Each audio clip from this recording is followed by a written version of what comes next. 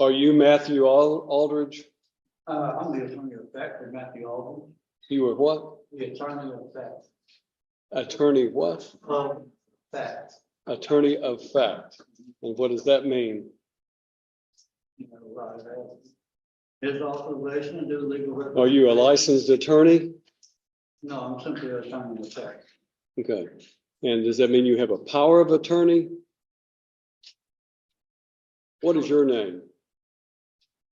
What is your name? Alright guys, today's court hearing is absolutely wild. We've got Matthew Aldridge here, or at least that's what the papers say, but the guy at the podium here is pulling the whole I don't have a name act. He's calling himself the attorney of fact, which isn't even a real thing in law. By the way, these sovereign citizen types always try to argue that the court doesn't have any power over them, but here's the deal: courts have jurisdiction over anyone in their area, period. The judge isn't buying it for 1 second and shuts him down in the most epic way at the end here. He really outsmarts this guy here. Let's go ahead and get into it.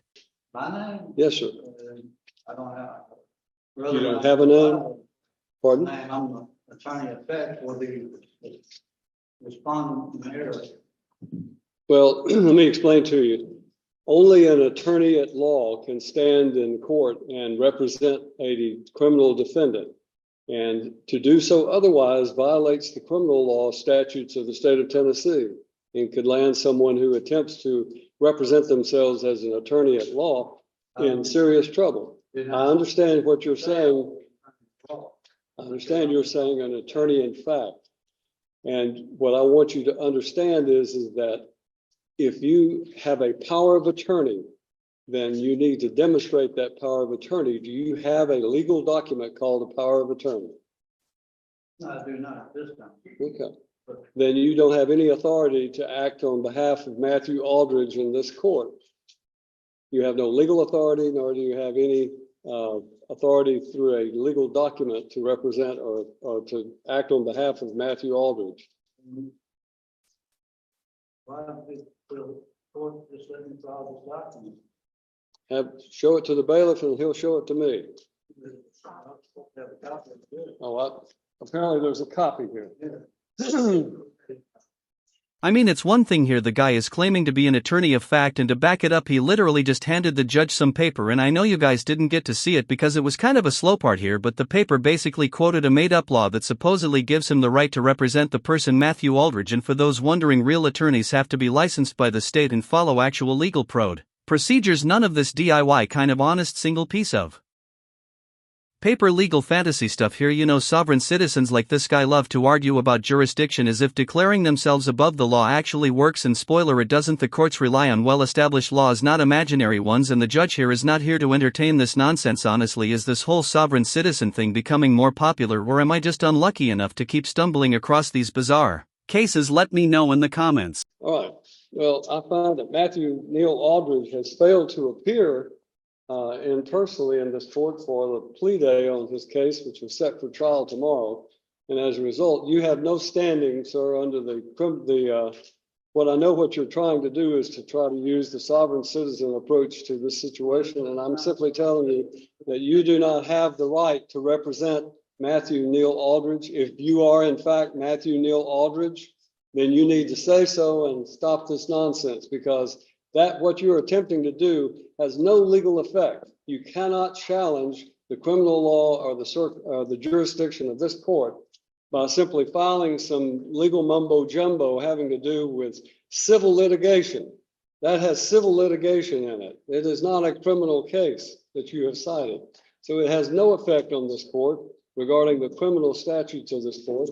This court is empowered under the Constitution of the United States of America and the Constitution of the state of Tennessee, and by the duly elected citizens of Cheatham County to empower and enforce the laws of the state of Tennessee.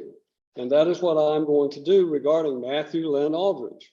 Mr. Aldridge is set for today to appear in court personally on what we call our last plea day before his trial date tomorrow.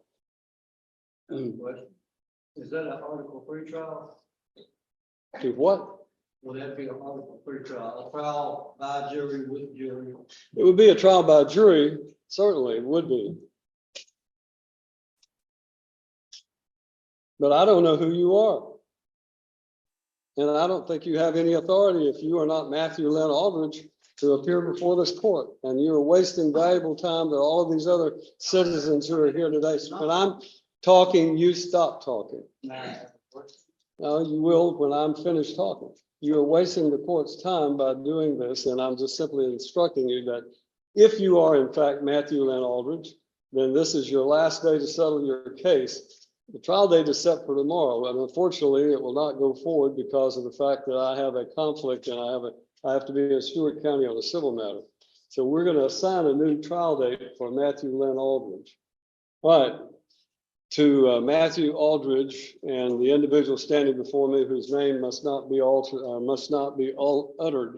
This judge here is handling this lunatic like an absolute pro. I mean, he's staying calm while shutting him down at every turn here. This guy barely even got a chance to push his attorney of F nonsense before the judge dismantled it piece by piece here. It seems like the judge kind of took this personally, or that he just has this case this stuff kind of happened a lot, but especially when the guy started quoting his made-up laws, and I just think it's really funny the judge went in there and said he can't utter his name. That was kind of funny there. Usually you see judges kind of be more stoic and don't show expression, so that was kind of funny to me, but it was clear from the start that this judge was not going to waste any of his time on this circus guy here. But at the end of the day, guys, it just goes to show how ridiculous and pointless these stunts really are.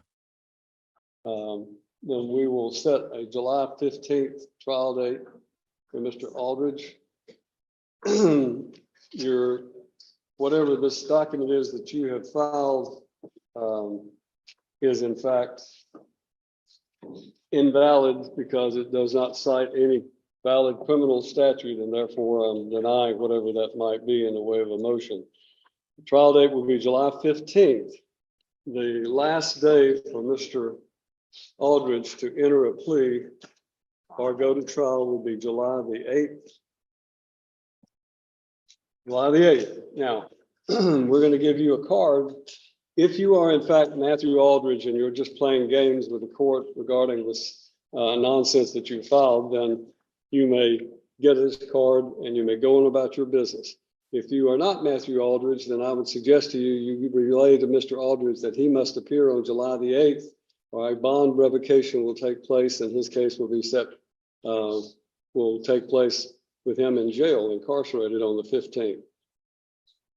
That's the judgment of the court. You need to take your piece of paper. Sovereign citizens are truly something else. These are people who believe they can opt out of the legal system by claiming they don't recognize the government's authority. I mean, they'll spout off about things like common law or the UCC, which is the Uniform Commercial Code, completely misunderstanding how these laws actually work. And just to be clear, the courts operate under federal, state, and local laws. I don't know if they know that or not, but laws that have been in place for centuries and are backed by the Constitution. There's no loophole where you could just decide the rules don't apply to you, yet these folks will clog up courtrooms with bizarre arguments, wasting everyone's time and just achieving absolutely nothing but a criminal record in the process. I mean, legally speaking though, the whole sovereign citizen defense falls apart because of something called jurisdiction. Courts have jurisdiction over anyone within their geographic area, no matter what legal nonsense you claim. That stuff might sound clever in the echo chambers, but judges have seen it all and they definitely don't entertain it for a second. And for anybody wondering, trying to avoid taxes or dismiss a speeding ticket with these tax, it doesn't just fail, it can actually result in heavier penalties for wasting the court's time. Personally, I don't get why these people keep trying this. I mean, do they think they're actually out ing the system, or is it just a weird sense of rebellion? I mean, either way though, it's ridiculous, and honestly it's kind of sad they're not even really fighting the system, they're just making fools of themselves. Anyways guys, that's going to wrap up my breakdown for today. If you guys enjoy, don't forget to like and subscribe, and let me know what you guys think about sovereign citizens in the comments below. Thank you guys so much for watching and take care.